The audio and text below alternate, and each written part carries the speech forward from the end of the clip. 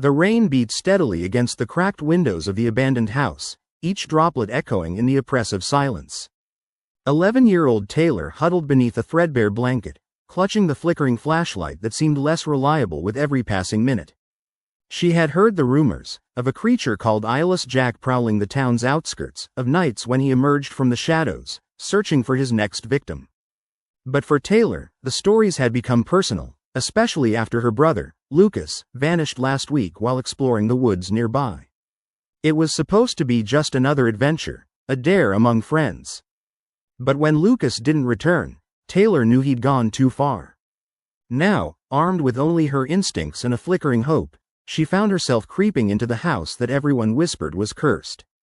The house was a skeleton of its former self, broken floorboards, peeling wallpaper, and darkness so thick it felt like a living thing. Taylor's heart pounded in her chest as she tiptoed across the creaking wooden floor, flash of her light darting around the room. The dusty air smelled of rot and something foul she couldn't quite identify. Every step seemed louder than the last. Suddenly, a faint sound caught her attention, a soft scraping, coming from upstairs. Her breath hitched, but she forced herself to move toward the staircase, each step trembling under her weight. She hesitated for a moment, but curiosity and fear pushed her onward. At the top of the stairs, the corridor stretched endlessly into darkness. Doors lined each side, the hinges squeaking with every breeze. Taylor hesitated, then moved toward the door at the end, which was slightly ajar. Peeking inside, she saw a room lit faintly by the glow of her dying flashlight, a small, cluttered space with torn curtains, a broken mirror, and an unsettling smell of decay. Then she saw it. In the corner, partially concealed by shadows, was a figure. Or what was left of one. Its skin was pallid and mottled, hanging loosely over its skeletal frame. No eyes. Just hollow sockets staring emptily into the room. The creature's mouth was a jagged, blackened maw, stretched wide across its face in a permanent, demented grin. Its long, thin arms hung loosely, ending in sharp, clawed fingers that scraped eerily against the floor. Taylor froze, her heartbeat deafening in her ears. She wanted to scream, to run, but her body refused to obey. The creature moved slowly, almost deliberately, its eyeless face fixed on her.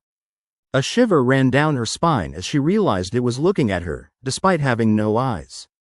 Suddenly, the creature lunged forward with surprising speed. Taylor threw herself backward, narrowly avoiding its claws. She backed against the wall, fumbling for her flashlight, which finally flickered back on. Its beam revealed the creature's grotesque face more clearly, hollow sockets where eyes should be, with dark, dampness blending into its sagging flesh. Heart racing, Taylor scrambled toward the window, pushing herself against the glass. Outside, the rain continued pouring, blurring the world into a grayscale nightmare. She pressed her hand to the glass, trying to steady her breath, knowing she had to escape.